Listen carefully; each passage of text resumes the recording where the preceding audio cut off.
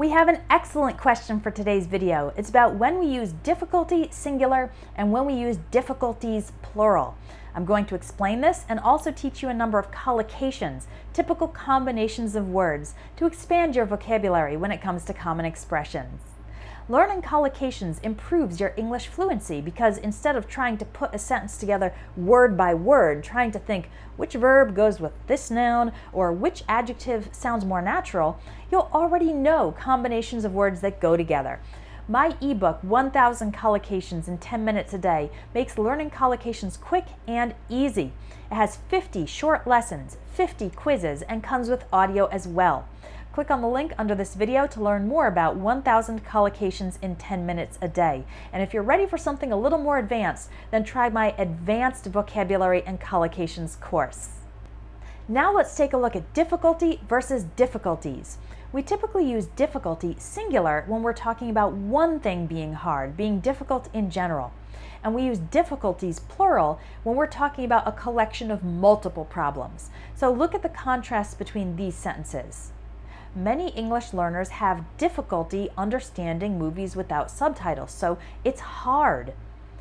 People who are disabled face many difficulties in daily life. Here we've got multiple difficulties. Transportation is hard, discrimination, taking care of oneself can present challenges, etc.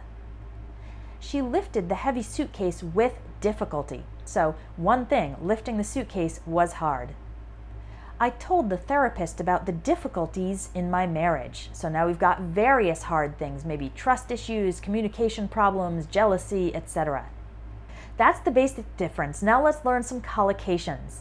With difficulty singular, the most common verb to use is have. We typically say have difficulty or have some difficulty or not have any difficulty. But don't say have a difficulty.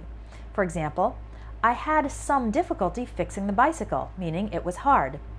She didn't have any difficulty making friends at school, meaning it wasn't hard, it was easy.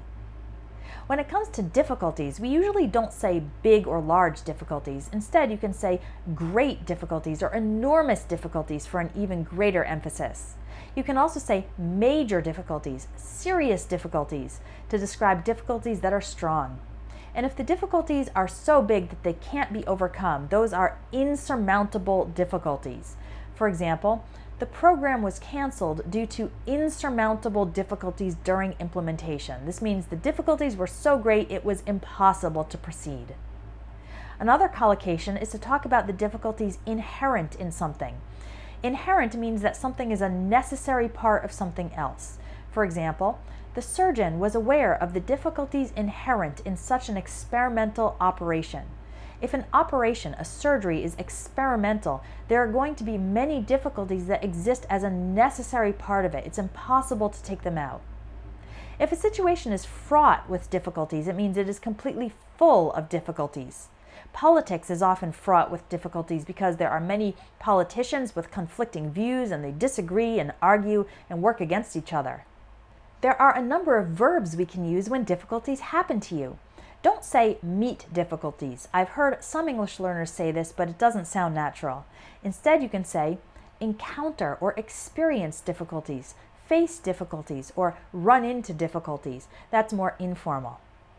For the action you take in response, you can use two phrasal verbs, cope with or deal with difficulties. And if you take action that helps you succeed and get past the problems, then you have overcome the difficulties. Well, I hope my lessons are helping you overcome the difficulties involved in learning English. That's my goal, to help you go from, I'm not sure if my English is correct, to yes, I understand English and can use it confidently. So to take the next step in learning English with me, I recommend getting the 1000 Collocations ebook. It's one of my most popular ones. More than 15,000 students have read and enjoyed it over the years I've been teaching English. Download your copy today by visiting espressoenglish.net. And you can also see my courses there, including Advanced Vocabulary and Collocations. Your action step for the day is to write a couple sentences using the words difficulty and difficulties using some of the collocations you learned. Thanks for watching, and I'll talk to you in the next video.